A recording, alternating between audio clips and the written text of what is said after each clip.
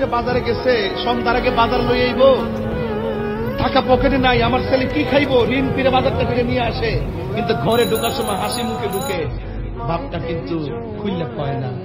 আরে বাপে 1200 টাকা বেতন পাইছে, কয়েকটা ছেলেরে লেখাপড়া করাইছে, কিন্তু কোনদিন বুঝতে দেয় নাই যে ফর্ম ফিল আপের টাকাটা কোথায় থেকে আনছে, কোনদিন বুঝতে দেয় নাই রেজিস্ট্রেশন টাকাটা কোথায় থেকে আনছে। আমার কাছে তো বড় কষ্ট লাগে, ছোট্ট একটা পেটের মধ্যে 2 সন্তানের জায়গা হলো, ছোট্ট একটা পেটের মধ্যে 2 সন্তানের জায়গা হলো, আর তোর লক্ষ টাকার ফ্ল্যাটের ভিতরে, তোর লক্ষ টাকার ফ্ল্যাটের ভিতরে তোর মার জায়গা করে দিতে পারলে না। বাবা, আপনি খারাপ ছেলে জন্ম দেন নাই, আপনার ছেলেও দায়িত্বশীল। আপনি জানেন না যে আপনার ছেলে রাতে আপনার থেকেও বেশি টেনশন করে, তার পরিবার নিয়ে, তার ফ্যামিলি নিয়ে। বাবা, আমারও ঘুম হয় না।